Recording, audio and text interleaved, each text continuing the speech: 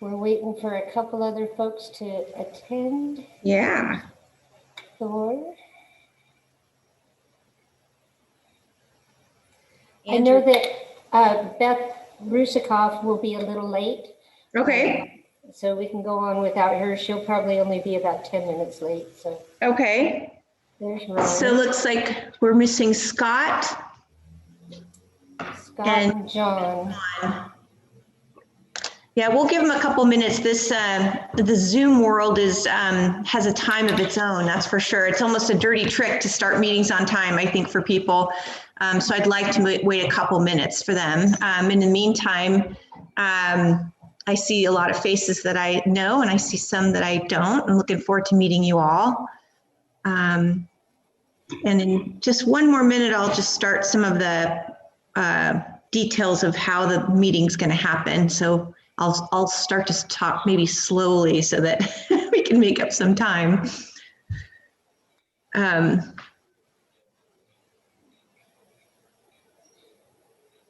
meeting last night was fascinating. Anders, that was just incredible presentation discussion. Yeah. Well, Yeah, there's so much history, and you can't write it all down because, as we heard, there were books about the Loomis history. But to kind of capture the essence of how things have progressed over time is just wonderful. Yeah. And I can tell everyone that Melinda has already contacted the library first thing this morning and is anxiously trying to get in there to look through everything. Yeah. Awesome. That's Yeah. interesting. I worked with Melinda's mother quite a few years before she was a student and then took over the business. And it's she and her mom are just both excellent in capturing this information. Awesome. I see John is coming on, which is awesome. I'm going to take that cue, and I'm just going to go ahead and start with some of the details about the meeting before we officially go to order here. We're about to start the Town of Loomis Land Use Subcommittee meeting. And this is for Sierra College Boulevard, northwest of the railroad. Pursuant to Executive Order N2920, certain provisions of the Open Meeting Act are suspended due to a state of emergency in response to the COVID-19 pandemic. With the executive order, the 2020 general plan update, this subcommittee for Sierra College Boulevard will be held via Zoom format. And to participate in this meeting, you can find the information on our agenda, which is on our website. If you are on Zoom and you want to make a public comment, you will use the raise your hand feature, and then the clerk will let you join on in, and that link again is on the agenda. If you are participating by the telephone, the phone number's on the agenda, and basically I believe it's *9 to raise your hand with that function. So with some of those points of information, I would like to officially call our meeting to order, and it's 3:04. And let's do the Pledge of Allegiance. We can stand up and make a pledge of Allegiance.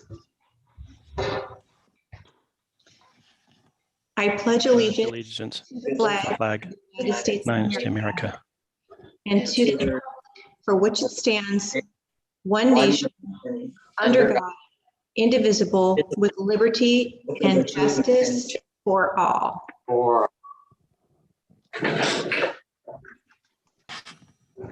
All right, thank you, everybody. And may we have roll call, please? Yes. Can you hear me? Yes. Okay. Chairperson Jan Clark-Kretz. Here. Vice Chair Bonnie London. Here. Ryan DeMartini. Here. Scott Townsend. Here. Mike Fournier. Here. John Cunningham. Here. Beth can be late, right? Correct. Okay, and then we have auxiliary member Thor Ludi. Here. And auxiliary member John Ireland. Here. Okay.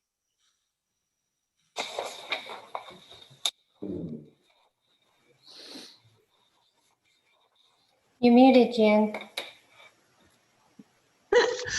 life, unmuted or muted. What's it going to be? Let's try unmuted. So for now, let's introduce ourselves, the committee members. I know that I see some new faces. I'll start with myself since the last time I did this, I forgot to introduce myself. But I'm Jan. I've lived in Loomis almost all my life. My parents built Indian Creek Country Club, and I went to the local schools, Delaware graduate. My daughter went to Delaware, and my daughter's helping me run this business. So we are actually a third generation family business here in Loomis. And it is an honor and a privilege for me to be on this committee with all of you. And I look forward to getting to know you as we work through this most important function of our general plan update. So next to me, I see John Ireland. John, would you like to introduce yourself? Okay, John Ireland. I live on Bankhead Road. Have lived here since 1975. I'm currently retired. And let's see, I used to be on the town council in the late 80s. So that was quite a while ago. All right, thank you, John. Are you a golfer? You've seen me out there. My daughter was watching us start this, and she goes, "I know John." I'm Nice. sorry, John. The only thing I need to correct is the late 80s were just a couple of years ago. More of that long time ago stuff with late 80s. I stand corrected. Bonnie London. Hi there. My name's Bonnie. I'm on the Planning Commission. I'm a newbie to Loomis. We've been here since about 2014, 2015. I have two kids that one goes to the Loomis Basin Charter School and absolutely love this community. So thanks for having me on it. Thanks, Bonnie. How about, let's see, Mike Fournier. Hi, I'm Mike Fournier. Thank you, Jan. I'm involved in Loomis in multiple ways, and one of them is I have quite a bit of land in the south of Sierra College, and I've been doing business in Placer County for about 25 years now, and I live down here, and this is where I call home. So it's a pleasure to have the opportunity to serve and participate in this general plan update. Thank you, Mike. Nice to have you. How about Ryan DiMartini? Hi, Ryan DiMartini. I'm the current president of the Chamber of Commerce. Also have a financial planning company here in town and do taxes at JC Bookkeeping. Live in town, which just happened recently, but grew up in the area, went to Del Oro, and I was just thinking about it, and in the immediate vicinity, of my family has been here since 1907, around there, I think. So yeah, a lot of history in the town. So thanks. Awesome, thank you. Fun fact with Ryan and I, my mother was best friends with his grandmother. And so I spent a lot of time in the 70s up at the DiMartini house up in Auburn having fun with watching my mom have fun with his grandmother. How about Thor Lude? Is it Thor Lude? It's yes, Thor Lude. And like John Ireland, I also live on Bankhead Road. I am a retired civil engineer. Spent 30 years with Sacramento County, and they're overseeing their construction management and inspection division. And I'm a relatively newcomer to Loomis, so hopefully I can bring some fresh set of eyes. I've lived on Bankhead Road for about the last 5+ years. Thank you, Thor. Nice to have you. John Cunnington? Well, I'm the third one from Bankhead Road. We moved here 20 years ago. Our daughter is a graduate of Del Oro. I've been involved with the Chamber of Commerce and Rock Harbor Church, which has its headquarters in Loomis. And vocationally, I oversee veterinary hospitals, including Loomis Basin there on Sierra College. Awesome. Thank you, John. And then Scott, if you don't mind, if you could pronounce your name for us too. I want to pronounce it in the French way, but I am horrible with that. Would you mind introducing yourself, please? Yeah, so it's pronounced Toussaint, which is not the French way. I guess that's the American way. So Scott Toussaint's my name. Been in Loomis since 2015. Lifelong Northern Californian, but we moved up from the Bay Area in 2012. And we live on Del Mar, been there since 2015. I am a real estate attorney, not really a land use specialist, but real estate attorney.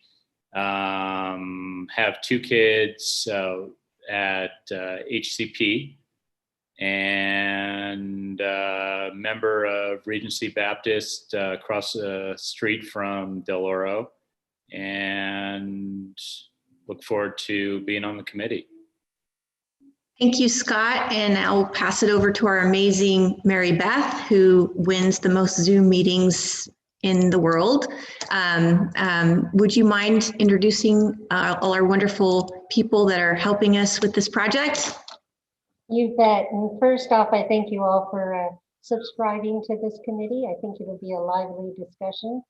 Our other committee meetings have gone very well, and I think this one will too. My name is Mary Beth Van Boris. I am the planning director for the town of Loomis. I've been here since October of 2018. And all things planning, zoning, you name it, permitting, processing, entitlement, general plan meetings. Carol Parker is our planning assistant. She's been with the town of Loomis for a number of years. Carol, what would you like to say? Oh, I love it here. I've been with the town of Loomis for, since 2007. Like Mary, really everything planning, permitting, everything front counter, everything back counter. It's pretty awesome. Planning Commission Secretary, and she is our secretary for these meetings also. So a little crossover there. We have Anders Hauge from Hauge Bruick and Associates. He's the town's planning consultant. Christy Consolini, Hauge Bruick and Associates, also town planning consultants. Your technical staff for this particular matter is Mark Teague from Placeworks and Lucy Rollins from Placeworks. And if they have anything to add to their bio, I will let them individually do so. A couple of overview items as we go forward. This meeting will begin with a PowerPoint presentation by Mark. He will lead the discussion. We ask that you refrain from comment during his discussion. Let him get through the whole thing. Write down your comments, jot them down for discussion afterwards. After the presentation, we will open it up to the committee for discussion. After the committee is exhausted with their discussions, we will turn it over to public attendees. We do have 3 people attending outside of the committee. We have Miguel Yukovich, Jean Wilson, and Jenny Nisley. So once the committee wraps up, we will turn it over to them if they have any questions, comments, discussion items. They get 3 minutes per topic. Oh, Beth is just coming in. They will have 3 minutes per discussion topic. We will turn it back over to the committee for continued discussion. Auxiliary members, you get to speak too, so feel free. And with that, I say let's roll. Mark, you're up. Well, before we do that, we have a couple more housekeeping things to do first. Beth, are you able to say hello? Yes, hi. Hi, want to introduce yourself real quick to everybody? And Sure. I'm Beth Williams Ruskoff. I'm a community member and I live in Loomis. I grew up in Loomis. Is that about what you need to know? Or yeah. I attended school in Loomis. We're glad you're here. Just wanted to make sure you introduced yourself. So for now, what I think we ought to do is there any committee comment for items that are not on our agenda before we start? Does anybody on the committee have something they want to discuss not on the agenda? I don't hear or see any, so let's open it up for public comment for items not on the agenda. Nothing? Okay, so at this time, oh, did we hear somebody? No, no hands are raised. Okay, so what we need to do now, we have to adopt our agenda. So if anybody on our committee would like to make a motion to adopt our agenda. I so move to adopt the agenda. Okay, is there a second? Second. Who was that? The Ryan. second is Ryan. Thank you.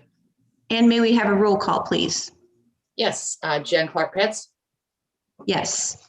Bonnie Linden, Yes. Ryan Dean Martini, Yes.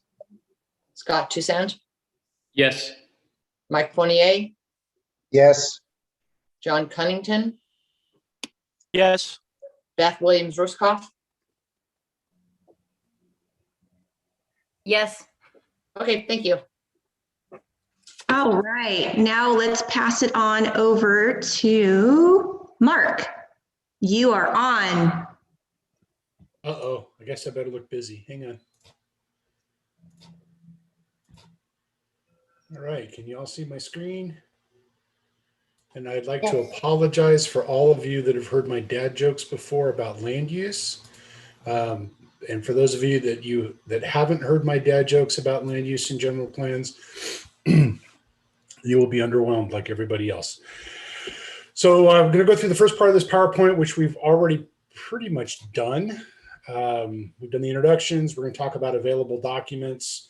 We'll give a brief overview about land use, talk about changes. We'll talk a little bit about the schedule, and then to the important part, which is the discussion of the subcommittee. I'd like to apologize right up front because I run a 3-monitor system. Your wonderful faces are on to my right, the PowerPoint's to my left, and my camera's in the middle. So if I look a little bit like a bobblehead doll going back and forth, that's why. We've gone through the introductions. We all know who everybody is. I actually live just a couple exits down from Loomis in Roseville, and love being in the area, and it's going to be a lot of fun. So when we do a general plan update, there are always a lot of technical documents. There's a lot of background. There's a lot of history, particularly in the town. There's a lot of things that have already been done. There's an existing setting. There are revisions to land use and whatnot. Those will all show up on the general plan update page. You'll be able to see these documents. You'll be able to comment on them. We have a lot of information. We recommend that you check periodically. And if you come across something that's interesting, shoot it to Mary Beth, and we'll try to get it up on the website for a resource. Some of our homework assignments will probably end up there. But the idea is this is a library, and just about everything is on the web now, so you can find all sorts of cool stuff. Can't promise it's all searchable. Some of it may be scanned. So bear with us if we don't have an original document that you can look at. It's just a picture. It's all you got. We're going to talk about our little corner of the land use element. The land use element identifies and divides the community into what we call land use designations. These are designations that are defined to do certain land use purposes. So a common land use designation is residential. Another one is commercial. We do industrial, and then we break them down often by different types. The point of a land use designation is some things don't play well with others. If you're going to do something that's loud or dusty or noisy, it tends to annoy things that like to be quiet, serene, and clean. So for example, if you're going to do an auto body shop, I'm a car guy, so there may be a lot of car references, bear with me. If you can do an auto body shop and do paint and whatnot, you probably don't want to put that next to a daycare. I love the smell of paint. Little kids probably shouldn't be breathing that, and the dust and whatnot can annoy. So we tend to keep these land uses separated, or through the zoning and the environmental process, we often create barriers or buffers between them so they can coexist. So we don't always get to separate them, but we try really hard to do that. You know, and that gets to the resolution of potential conflicts. If you're going to have outdoor entertainment, so for example, a lot of downtowns like to encourage festivals and outdoor dining, particularly in the spring and summer when it's just beautiful to be outside, and you've got somebody, you know, that's channeling Jimi Hendrix at 9 o'clock at night, probably not good next to you know, apartments or people trying to sleep with their windows open in such a beautiful evening. So we try to keep those incompatible uses away from each other. The general plan is comprised of a number of elements. There are now 8. When I first started, there were 7. When Andy first started, they were done on papyrus. But when we do these elements, they're all equal. They have to be vertically and horizontally consistent. But as George Orwell correctly points out, some are more equal than others. The most equal of all is the land use element because it drives everything else that's in the plan. It is really the vision of the town for the future. And that's why it's so important. That's why it takes a lot of time to get it right. And that's why we agonize over little things and little minutia that goes in there. It's also the foundation of the zoning code. Now, if you're to look at this as an analogy, the general plan is a much higher level document. It is 10, 20,000 feet looking down as the town as a whole. It's trying to look at things in the broad picture. A zoning code gets down into the weeds. We're down at curb level here. We're worried about doorknobs. At the 30,000 foot level, you're just worried about shapes and buildings that more or less look like what they're supposed to. In the zoning code level, we're worried about what kind of plants they're planting and whether the doorknobs are brass or polished bronze. So that's the kind of difference. Our job is to stay as high as possible, high level. If you just can't help yourself and we get down to the color of doorknobs, we'll note that down. That will follow up with the zoning code amendments that will happen after the fact. So as I mentioned, we have a number of land use designations. As it happens, these are the land use designations in the current town general plan. We like to use color because early on we did this all in crayon. Now it's easy to add a bunch of colors on the map. And it just helps when I show you the map later, you'll be able to see. You can see that we've broken these into different densities and intensities, and I'll talk about that in a moment. Most of what we're going to be talking about is shown here. We're going to talk about a little bit of everything. Probably not residential agriculture very much because our charge is actually, you know, in the interior of town. My guess is most of the periphery of the town isn't going to change all that much. And that's not uncommon in a general plan revision. Most of the areas outside of central focus areas or the downtown typically don't change all that much. And even within the parts of the town where we are looking at change, my guess is it's more incremental than dramatic. But we don't know yet. The committees haven't spoken and nobody's made a decision. But that's just my observation from having done this before. So this is the map of our area. Mary Beth, did I happen to get the right map this time? I sometimes have older versions of maps and I get in trouble. So this is the correct map. You can see the area, and each of these colors as shown on the map represent a land use designation. So if you have this map and you have the current town general plan, you can look up what each of these land use designations mean, and you can know what density and intensity there are. This is a map that shows the vacant areas. Now, planners get excited about vacant land because it's moldable, right? You can do whatever you want on these vacant parcels. No, you can't. There's an existing general plan designation. There's an existing zoning. There is somebody who owns these lands and somebody who has a property right, if you will, and an expectation that things will happen. Change can occur, but it's not as simple as just changing the color on the map. Real people are impacted. Real folks will let you know about it. But we look at these first because they are there. And Mary's Beth is looking at me like I have the wrong map up. Not the wrong map. I just had a couple of questions. The RA district on the left side of the map is not included in this land use committee. Is that just for clarification? Okay. And then I also wanted to point out that there are several properties that are shown as vacant on this map that are not. But I want to advise the committee that these maps are all being revised with current data from county GIS stuff. So just kind of look at this and don't, you know, you'll say, oh, well, my house is on this vacant piece of land. we're correcting that as we speak. So that's my only statement. And in some universe, maybe it isn't there. Who knows? But yes, the maps will all change as a part of this. So take it as you will. But the idea is still the same. If it's vacant, there's more opportunity than if it is fully developed. So we spoke earlier about densities and intensities. The density refers to the number of units per acre typically. It also refers to the number of people per acre. Those are both requirements out of the government code. 65303 of the government code stipulates what goes into a land use element, and that includes both population and unit density. You'll also see maximum site coverage. Maximum site coverage is different than floor area ratio. In its simplest form, a floor area ratio is the ratio of the size of the building with the size of the property. You can have a 1.0 floor area ratio on a 10,000 square foot lot, which gives you a 10,000 square foot building. However, if you look in the coverage side, you may only have a 50% coverage allotment, at which point you can only have half the site covered. So how can you have a 10,000 square foot building on a 5,000 square foot area? 2 stories, right? That may seem like an obvious concept to you, but you would be surprised at how long at the counter it takes to explain that to somebody who owns the property. So there will be lots of things to talk about in that area. What you need to know is that some towns, some cities allow a larger floor area ratio, which allows more stories. Some towns and cities don't have floor area ratios at all, could care less, and they deal with it by governing the height of building and the setbacks. There's really no established method of doing this.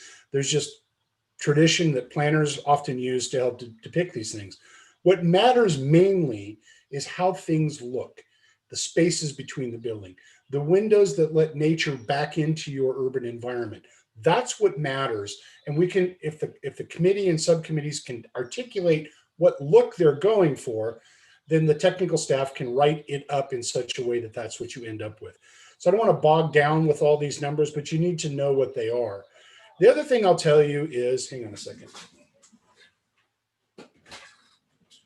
is that people freak out with numbers. They absolutely lose their minds with numbers, particularly in densities. Oh my goodness, it's 30 units to the acre. It's going to be a bedlam. When we talk density with people, we actually prefer to show pictures. We like to show what things look like. Same with commercial and industrial buildings. We like to show you what could be there and see if that's what you're looking for. Because I can show you products that are built at 90 to 100 units to the acre that you wouldn't mind at all. You wouldn't know because of how they're designed. I can also show you products that are only built at 15 units to the acre that you would hate with a passion. Again, it comes down to design and how they look. Same with commercial, same with industrial. We can show you all sorts of things, and we'll talk about that as a subcommittee as we move through. But ultimately, you end up with a table that looks something like this that reflects what the subcommittee and the town wants to see. So the charge of the subcommittee is to look at things that aren't working now that need to work better, things that you like, that you wish to continue. Those are the ones that planners like, because then we can just copy it from one part of the plan into the new plan. We need to look at increasing the density in the town center to support the housing element. Housing element has some goals to increase housing within the area. And there are some parts of your current general plan that I forget who explained it to me in one of the subcommittee meetings, but it was a great explanation. Is when this general plan was written, the town didn't have a really good zoning code. And so it was important by the people writing the plan at that time to include some zoning provisions in the general plan. We typically don't do that because it really handcuffs the town at a later date. If you want to change something, it requires a general plan amendment, even if it's a common sense change that you want to make. So we might recommend, again, it's up to the town, taking some of the really nitty-gritty detail stuff and porting that to the zoning code. But again, that's up to the town. I see it both ways done all over the place. Probably the largest single discussion that the committee should probably figure on is the mix of land use is correct. Is this something that you like? Is this something that you can see more opportunity or less opportunity happening? Are the mix of uses correct? Do we need to change? Are there any unmet demands? If we add more people, then we need more open space. If we add more people, we need more coffee shops. Or do we have enough coffee shops? They just need more customers. Those are the types of kind of discussions at our level that we should probably talk through. There's really no magic to some of this. I can tell you as a matter of fact that every city and county and town in California has more commercial zoned and designated than they will ever use. And that is even true before the pandemic, and it is even more true now.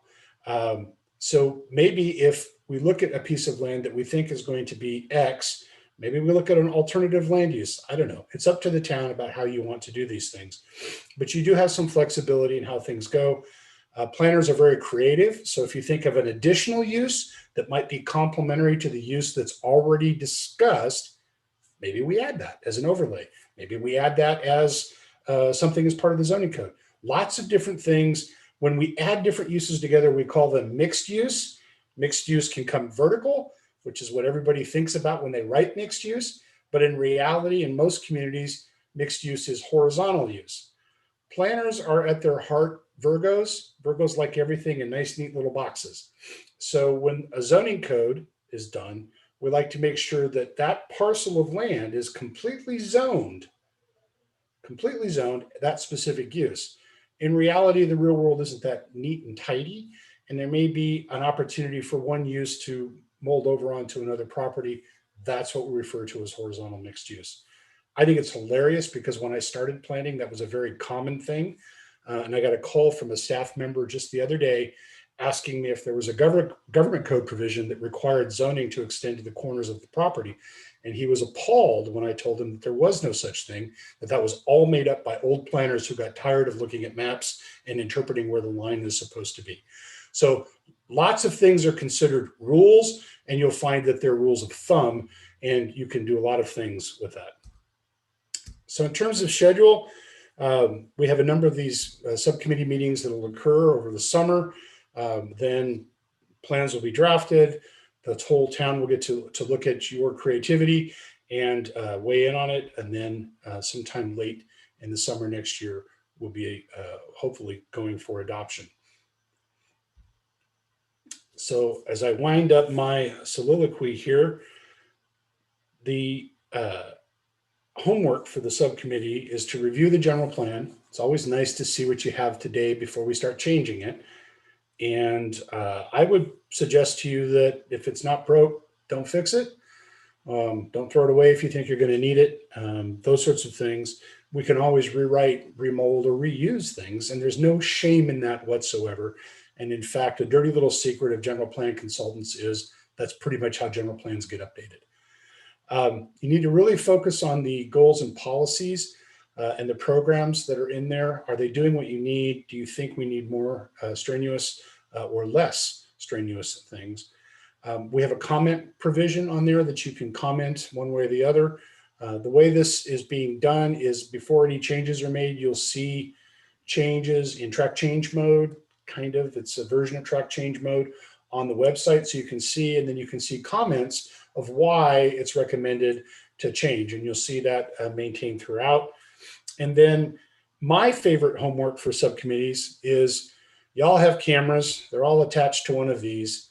As you're out and about doing your daily life and you see something you like, take a picture of it and send it to Mary Beth. If you see something you don't like, take a picture of it and send it to Mary Beth. We use those likes and dislikes to help form the discussion. And it can be something simple. My wife gets tired of me taking pictures of how buildings and streets interact. So you have engineers that build the streets. Woohoo, that's great. That's awesome. They're designed for cars. Then you have architects that build houses. And in between, it's like magic is supposed to happen. I don't know. You're supposed to figure out how to get from one to another. And I take pictures of just gosh awful things. And I like to show them in PowerPoint presentations, like how in the world did this happen? One of my favorites, I thought we have an engineer, a retired engineer on here. 2 parking lots adjacent to each other, separated by a small wall about 1.5 feet tall. So in order to go from one parking lot that had a record store in it to another parking lot that had a bookstore in it, you either had to jump the wall or drive your car out onto a street and go back in the parking lot. They were literally adjacent. Nobody thought through making sure the parking lot's connected. Now, is that a general plan policy? Yeah. You should really minimize the number of driveways that go onto your street. Is that a land use policy? Absolutely. You should require that adjacent uses that are similar be able to connect to each other. The idea is to make it easier for people to move around your town, particularly to spend money, than it is to make it harder to spend money. So those are the types of things that I want you to take a look at when you're out wandering around, particularly since part of our charge is business. Same goes with housing. If you see a housing type that you like or dislike, take a snapshot of it. And then we'll try to do a little research on some of the cool ones and see what density it came in at. One of the nice things about doing this is you can pick up the phone and call the planner. Somebody somewhere has that information and we can share it with the subcommittee. And with that, I will shut up and we can let the discussion begin. Back to you, Chair. Okay, thank you so much, Mark. First of all, I wanted to go back to that zoning map because I do think that this subcommittee does include that area left of the blue line. There's no other subcommittee that includes that, right, Mary Beth? That's correct. So that should be part of our charge. Right. Okay. We can modify that map without any difficulty, Chair. Okay, great. And the other thing, Mary Beth, is should we discuss of the other committee that talked about that business park that wanted to include it in the downtown area? Should we? There was a motion. Yeah, and the business park Jan's referring to is the gray triangle kind of in the middle of the map. Yeah, so basically what's happening is, you know, we have a small town. We've tried to segment it for these subcommittees, but there's going to be parcels that really are of interest to more than one subcommittee. And so there is a subcommittee for the entire downtown core. And that runs all along that sort of angled area there. And they're very concerned about the zoning for that one triangle. And then they're also interested in the northern section, which I don't believe is going to affect us in any way. But just to kind of give the committee a little bit of understanding of why that subcommittee was hoping to include that business park as well. And of course, we can, I'm sure other people will have questions, but I just wanted to bring those two items up. If it please the chair, could I make one small comment? Please. We're not talking about zoning. We're talking about land use designations. Right. Yes. Thank you. That's not small, Mark. Even planners, I was editing an EIR today and I had to make that correction. Even planners conflate the two, but only pedantic old directors don't. All right. Let's open it up for questions from the subcommittee. And subcommittee members, if you have a question, just raise your hand and I will acknowledge you and you may speak. Mike, go right ahead. I had a question. Are you looking for comments, Jan, on the moving the BP designation to another subcommittee? So that committee did actually want to include that in their purview, but you know, it's one of those parcels that is going to be of interest to this subcommittee as well. So I think we're going to have to figure out the best way of doing it. It may be that the two subcommittees talk about it and we might have to have a meeting together as well to talk about that piece. But yeah, so the problem with that parcel is it is landlocked and it is its current zoning is BP, which is business park. So, and also runs along the corridor there, which is the downtown area. So that's pretty much the overview of yeah, if I may, there's actually a little bit worse of a problem with that parcel because I looked into that parcel quite extensively. Mm-hmm. It is not quite landlocked. the owner of that parcel also owns the next parcel to the left that is adjacent to Bankhead, which would make the access to that parcel really through Bankhead, which I don't think is a good use for a business park to go through Bankhead, then a flood zone parcel to actually get to a business park. So it's not 100% landlocked. There is a path to get to it, but it means that it would come fair and square unless there would be a crossing on the railroad track. It would come fair and square from the Bankhead side, which is part of the subcommittee. Yeah. And I would think that the Bankhead resident would care about having a business park being fed straight through Bankhead. Jan, going back to your comment, is committees can look at various pieces, and so this committee definitely should be looking at that as well as the Taylor Road Committee, who is wanting to discuss it. So, Yeah. There's going to be mix and match on all these committees, and yes, we will have to come together on conclusions at some point. Right. It's much better to have more people looking in on something than only a few. Mike, if I may, Chairperson. Yes. Can you see the aerial? Did I put it up properly? Yeah. Okay, so this is the area I think we're talking about.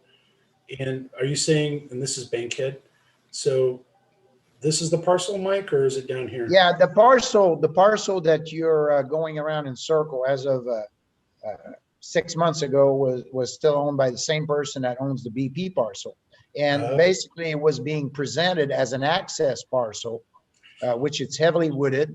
And it's also fair, I believe it's Sucker Ravine that goes through there. Yeah, and it's fair and square in the Sucker Ravine floodplain. Got So it. basically you'd have to go right through a floodplain to get to that parcel, which is not impossible, by the way. I mean, you know, there's things you can do around that. Sure. But the point is, it would necessitate an access through Bankhead, Yeah, that doesn't seem. which I think would be important for this subcommittee to discuss. Absolutely. Yeah. And I can just tell you from personal experience that getting another at-grade crossing across a railroad track, none of us will live long enough for that to happen. Just pointing that out. And we need to talk with the owner too. Mary Beth, have we reached out to the owner of this parcel? Not as yet. Okay, we should do that. Going back at one of the committees, and I can't recall which one, but they said that when the BP was designated, there was a thought that there would be access across the railroad and the extension of Schweitzer. Were two assumptions made while that was being designated, and it appears that some of those assumptions may no longer be true. Yeah, I have yet in 35 years of doing this to successfully get a new at-grade crossing. I've traded, but you usually have to trade 2 for 1. And most communities aren't willing to do that. All right, looks like we have another hand up, Thor. And John Ireland raised his hand, but didn't use the raise hand feature. So he would be next after Thor, please. Okay. Thank you. That parcel was also discussed yesterday at the Circulation Committee hearing that I attended. And they also talked about the landlocked aspect as well as an at-grade crossing. So that parcel seems to be the subject of at least 3 general plan groups. Yeah. I just don't see an at-grade crossing happening. I mean, I'd like to tell you differently, but it's not going to happen. All right, John? Yes, changing the subject a little bit. I happen to agree with everything that has been said there with regards to that BP area. But I was wondering about SB 330 as to how that would impact the decisions that we would be making. In other words, if during the general plan we decided that we're going to change something that's a residential designation to a commercial, well, how would that impact other decisions that need to get made? I would have Andreas discuss that. He just wrote the memo that is up on the town's website about SB 330. So, Andreas? Could I get the question repeated? I couldn't quite hear the comment. It was very quiet on my end. Sorry, I was looking to see what the impact of SB 330 is on the decisions that we would make, as we may change the designation from a current residential designation to something that would be industrial or commercial, thereby removing some residential potential. So SB 330 only applies to certain residential properties. So as far as you're taking properties out of being residentially designated, they would no longer be available for such developments as might take advantage of SB 330 streamlining.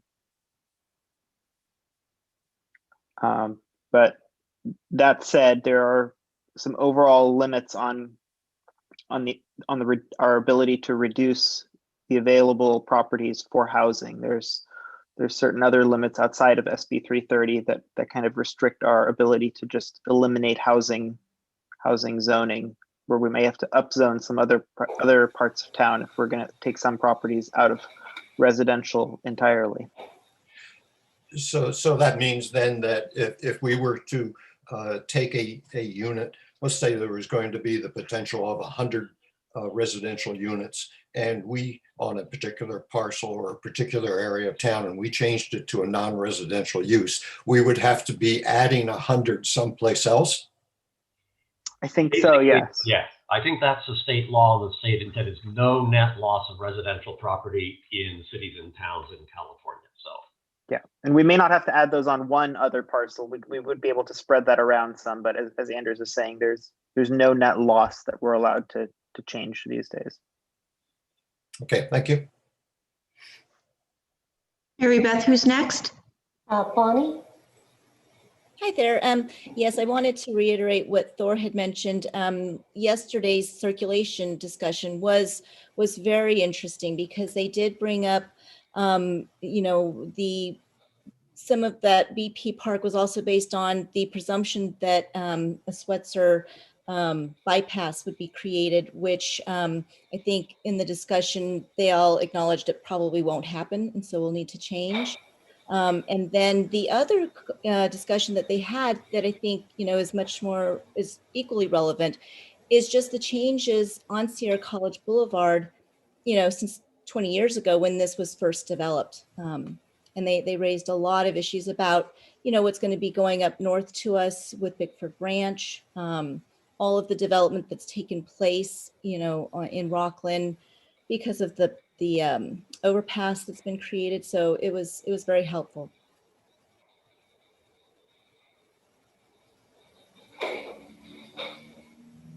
Any other committee questions?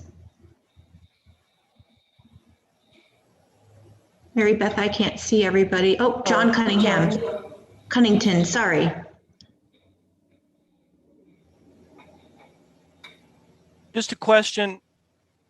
Do we have any update on whether the Costco project is going to go forward and what the impact is going to be on Sierra College? Because I could imagine that is going to become a busier and busier corridor. And I didn't know if that was going to have impact on planned use for, the properties.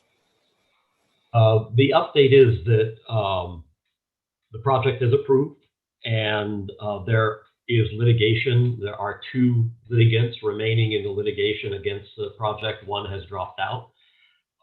And until the litigation is resolved, we don't know the status on that. But the environmental document is quite clear on the improvements proposed with the Costco project, and the town updated their capital improvement program to include those improvements as part of the capital improvement program.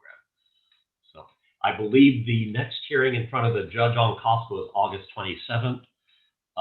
As you know, in court cases, who knows what's going to happen next, but I don't think we're going to have any answers on Costco until after the 27th of August. And just to clarify, Anders, we had 3 lawsuits and now we have only 2, right? That is correct. Okay. And looks like Thor. Yeah, I'm sorry, dear. I guess a curiosity question. I believe I saw either on the Planning Commission or, yeah, I guess it'd be the Planning Commission, a proposal for the must be the southwest corner of Sierra College and Bankhead for mixed use and changes to the current zoning.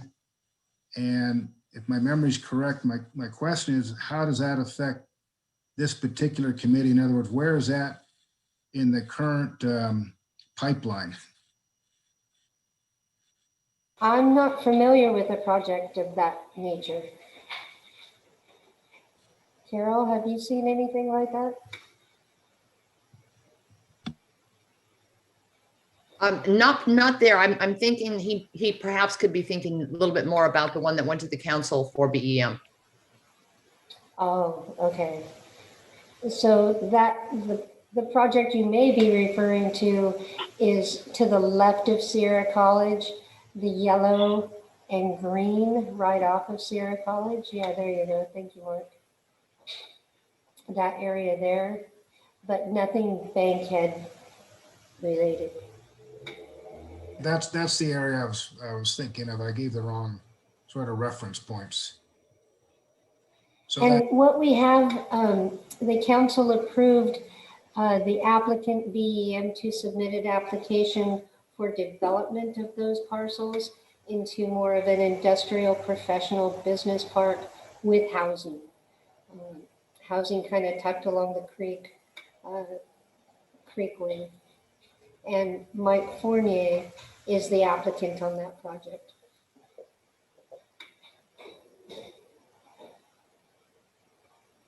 Mike,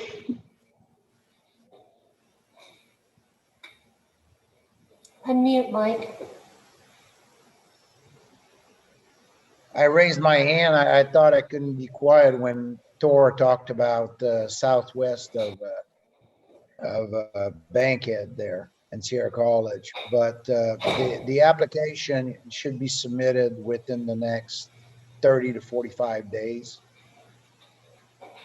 And with a really good definition of the mixed use. I think one of the things that people might not be that familiar with, and I'm sure Thor is because of his background, but is the VMT requirements, where it's creating a very, very interesting traffic, or the benefits of having some housing where people work is quite interesting.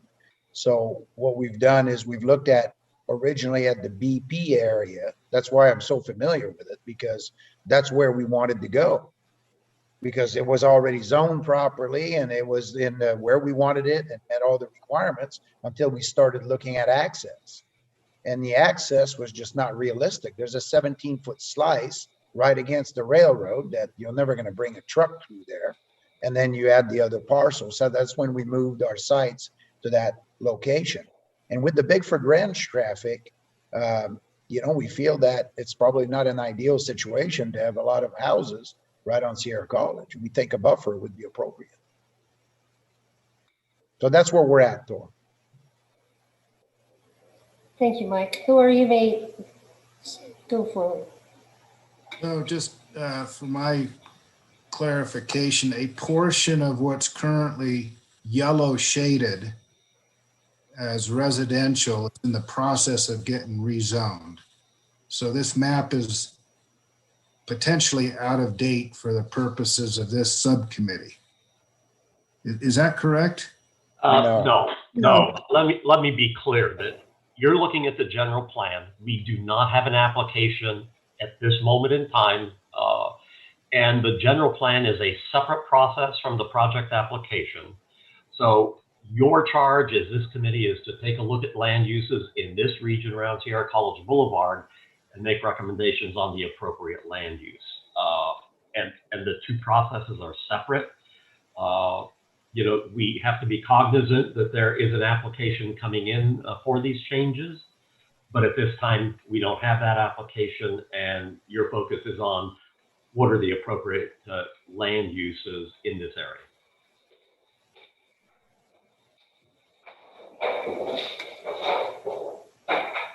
Any other comments from our committee? No, Madam Chair. It looks like we have a member of the public did put something in the chat from Miguel Yukovich. It says that the industrial zone was a mistake that the council made, no access. And I'm sure he's referring to the time back when they determined that parcel to be a BP. Is there anybody out in the public that wishes to make a public comment? Miguel, you may speak. Unmute. You hear me? Yes. Okay, a couple of things. I was on the council when that industrial park was designated. And basically one of the councilmen wanted it. I guess he knew the landowner. And so we just kind of said, okay, let's do it. But there was never really any thought about access or anything. It was kind of a favor. And looking back on it, was probably the biggest mistake the council ever made to designate that BP. Secondly, as far as traffic on Sierra College, there's a development of 25,000 people next to Turkey Creek. And the projection shows that there'll be 15,000 cars a day coming down Sierra College, which means that basically Sierra College is going to have to be widened to 4 lanes. That's not including Bickford Ranch. So those are a couple things. The other thing that I think would be beneficial for this committee to see, the Economic Development Committee met, and we were given a list of future needs for the town of Loomis in the year 2040. And it shows how much commercial, how much industrial, how much residential the town needs as opposed to what developers want. And I think it would be beneficial if you could see that chart. Gives you an idea, because right now, or there has been a request on the one side of Sierra College there where the 60 or 80 acres are, to develop a business industrial park there of about 60 acres. And if you look at the needs for the town of Loomis, we only need about 10 or 12 acres. So I think that's important. So those are my comments, but there will be significant traffic on Sierra College because those homes are already being built, and the quickest way to get to the freeway will be coming down Sierra College. Thank you.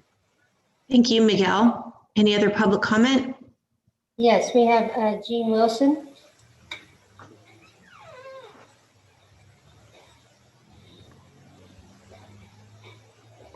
There you go, Jean. There.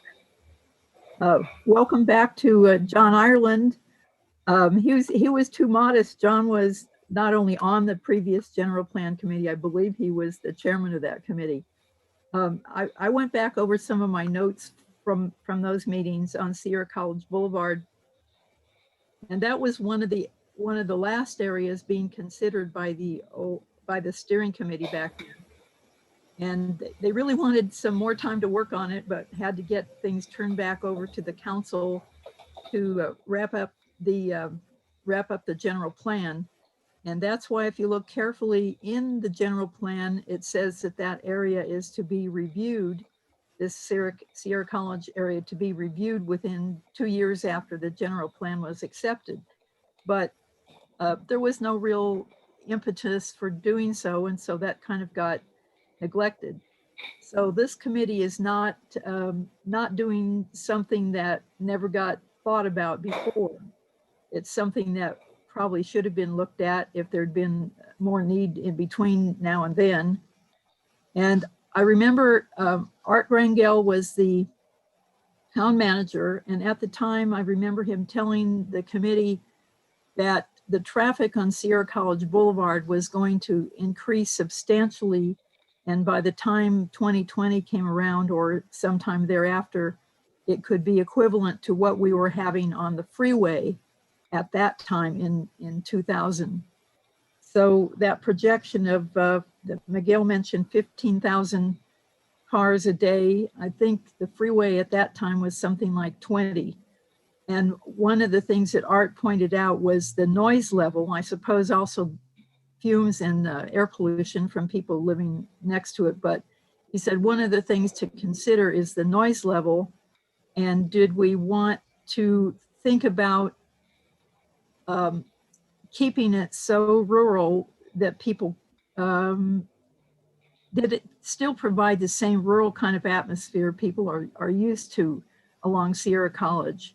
And should we be looking at some way to buffer that in some manner so that they didn't have to have the large parcels only, but maybe some other kind of activity? One of the things that was looked at, briefly considered and didn't get back to it then, was maybe some agriculturally related sort of commercial, I suppose, like feed supply, the tractor supply kind of store, some things like that. So some of these ideas were briefly considered, but didn't really get back to it.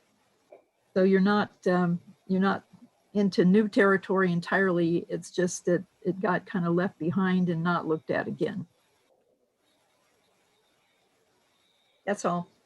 Thank you, Jean. Anybody else out in the public want to make a comment? John Ireland. Yes, good to hear from you, Jean. It's been quite a while. I just wanted to make just a quick comment that we all need to be keeping in mind when we're going through this process, that we're looking into the future 20 years, not a matter of what we think should be going in here shortly within the next couple of years, but we're looking 20 years out. So this is really an advanced forward-looking document that we're working on here. And that's all I wanted to comment on. Thank you, John. Wise words.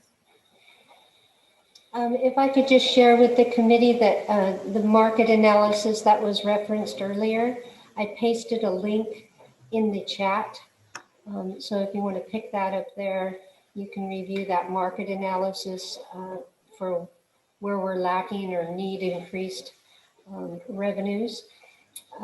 If you can't pick it up. Yeah, go ahead, Andy. Yeah, just briefly, the market analysis, as was explained at the Economic Committee, is based on the population of the town as projected. One of the questions the Economic Committee, and I think you have to look at, is given of, do we want to increase the commercial, industrial, or other uses to capture some of the business that is leaked out of Loomis? And then the question, if you do want to capture some of that, how much? So I think we start saying as I recall, there's a lack of about 33,000 square feet of commercial if Costco goes through. I can't recall on the business or industrial. So the question is, do we want to capture some of the leakage or not as we have these discussions? So it becomes a baseline, and that market analysis talks about the baseline. So those are policy questions that I think are well deserved.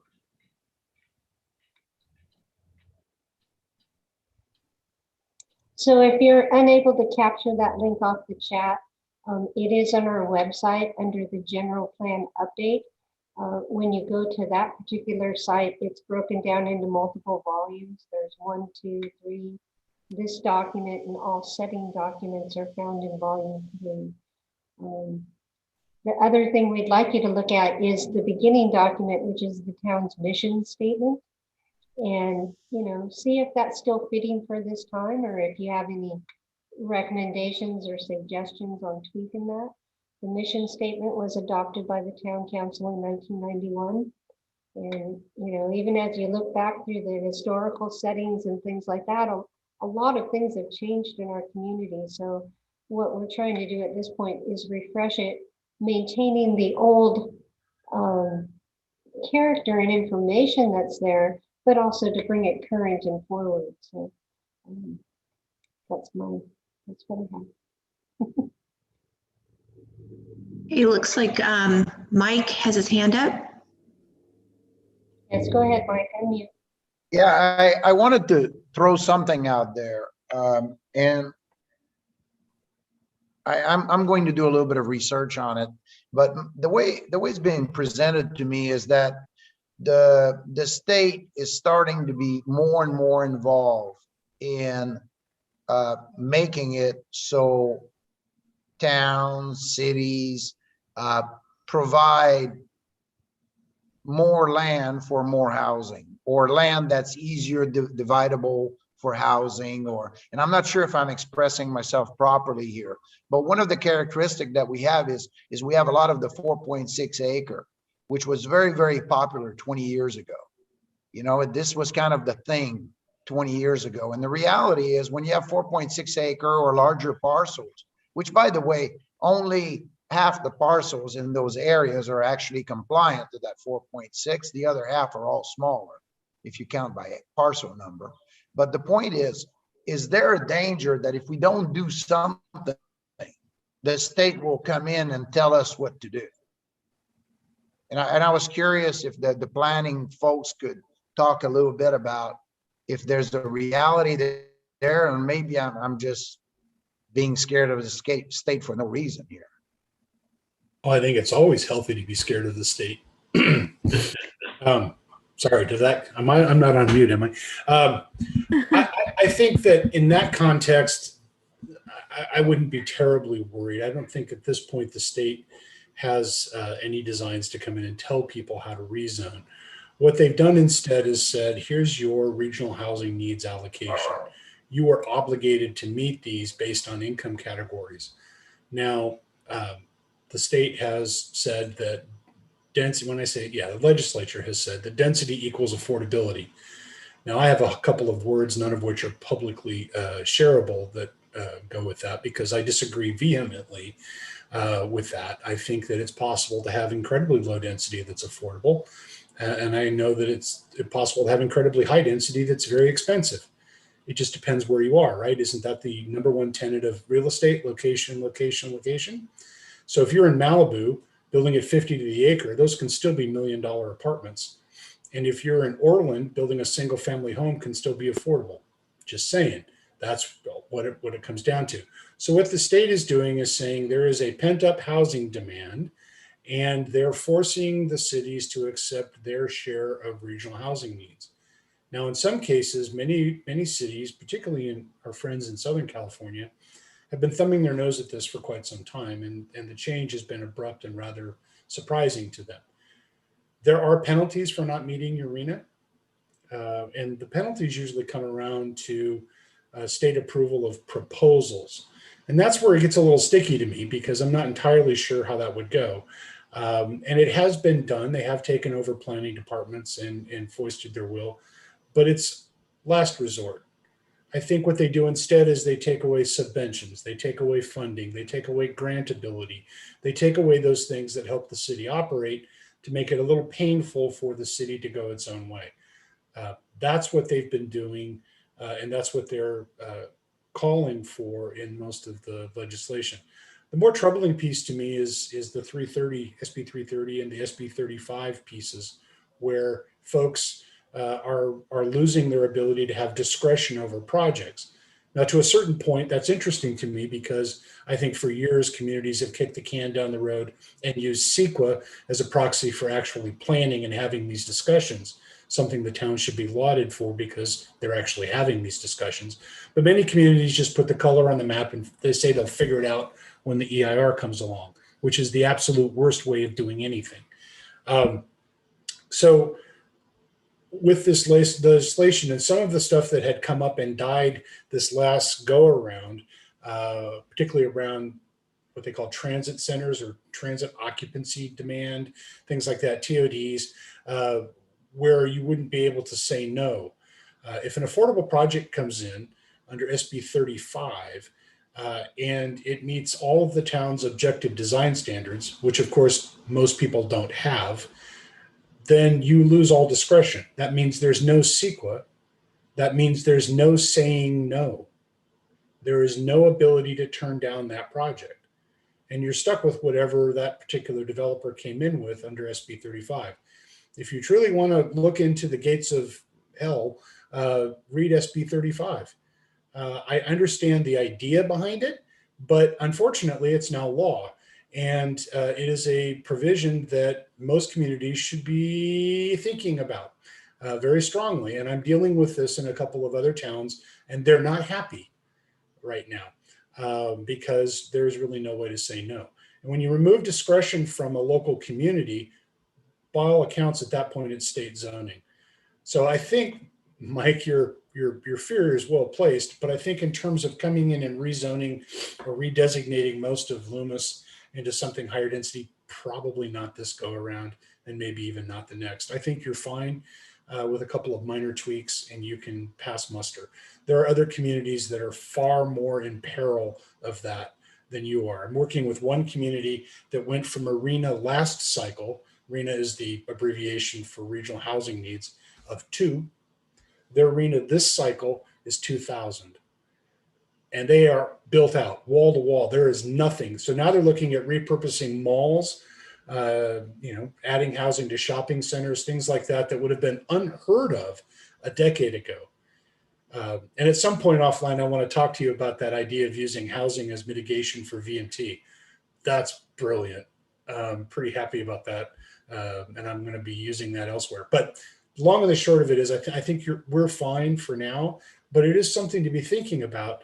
And one of the things that I talked with the larger committee about was, we hear a lot, and during the surveys and the responses, we want to keep Loomis a small town. What is a small town? How does Loomis define that? And do we need to ensconce that in our regulation? And I refer to my first planning job I wasn't even out of college yet. I was an intern. It was a little town of Patterson. It's on the west side of the Central Valley. And at that time, they were minuscule. They were tiny. And I call it the supermarket syndrome. And growth was okay because it brought money into the city's coffers. And we didn't have a no growth movement until some of the people who had lived in the city for quite some time walked into the supermarket and realized they didn't know anybody. They didn't know the checkers. They didn't know the people in the store. And at that point, a no growth movement was started. The problem in Patterson was that their vision of a small town was about 2,500 people. The people in San Jose who were relocating from the urban area over the hill into that little west side community from Pleasanton, to them a small town, was 50,000, just barely enough to support a Macy's and a Target. And those clashes of culture and definition became the defining moment for the community and really became something that was talked about at every meeting, every doggone time. And I would put to you that perhaps we should spend a little time soul searching, like Mary Beth talked about in the mission statement and whatnot, and making sure we all have a collective vocabulary of what we mean by a small town.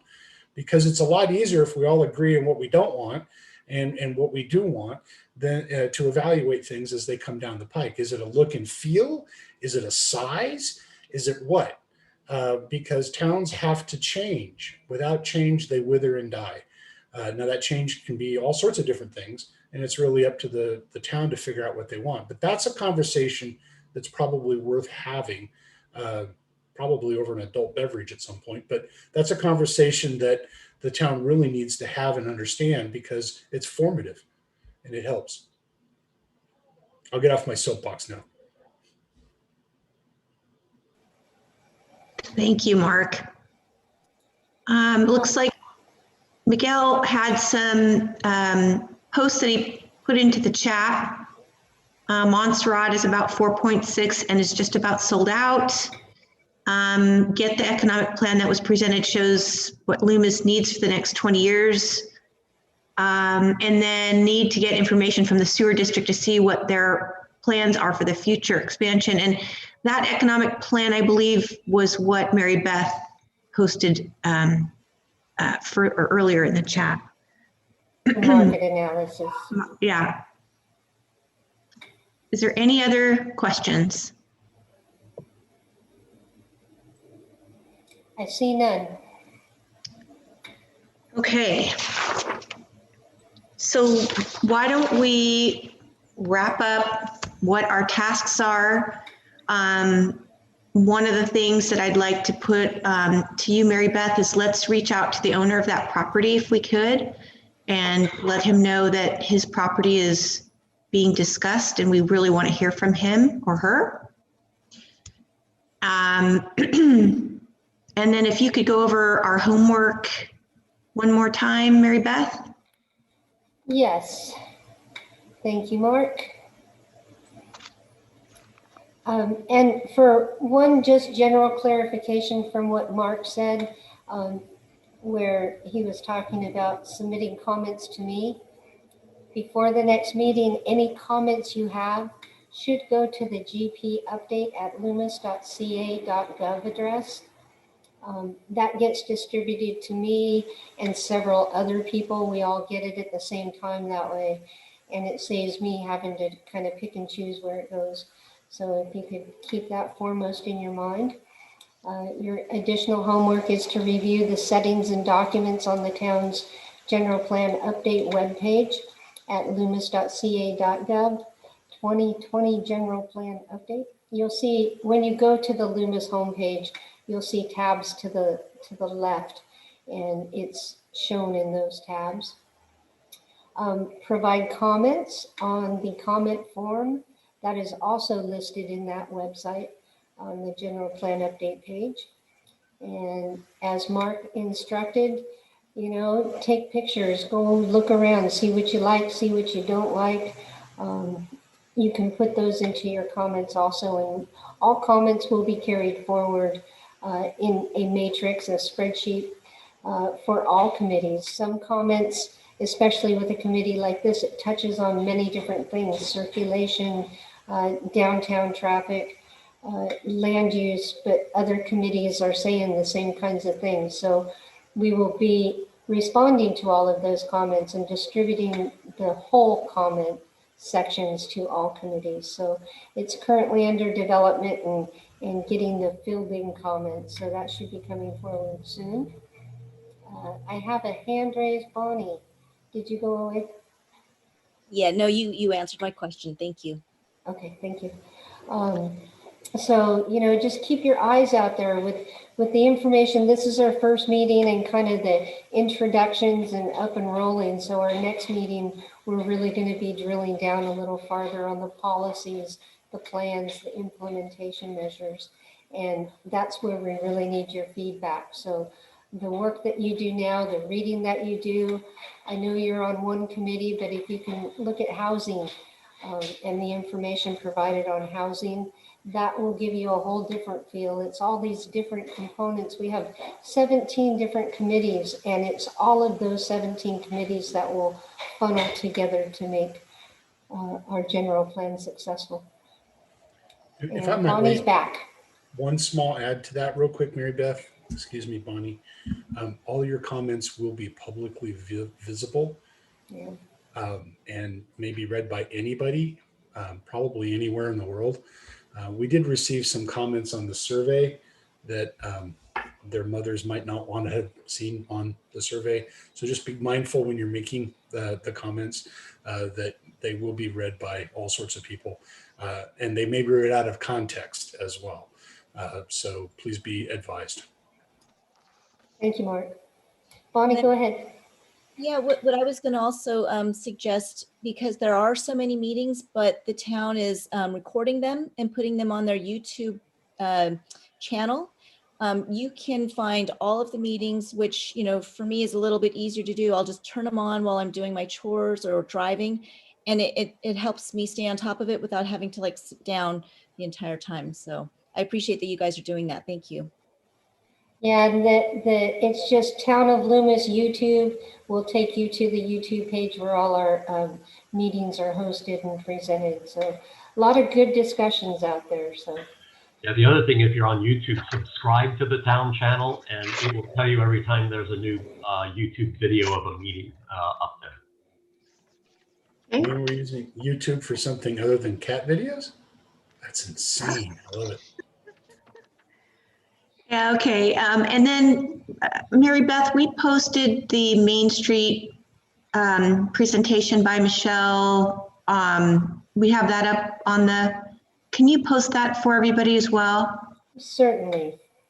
So this was a presentation that was supported by SACOG, and also Michelle worked really hard on doing some surveys, and there was a lot of participation, and she really fleshed out a lot of really interesting comments. And that's sort of piggybacking on what Mark was saying about, you know, we're trying to find a cohesive vision with our town, and we have a lot of challenges in that regard. So we have some people that are very thoughtful about one way, and we have some other people that are thoughtful in another way. So it is going to be super important for us to try to come up with some sort of cohesive vision. And I think it's important to watch that presentation just to see some of the information that she found out about our town.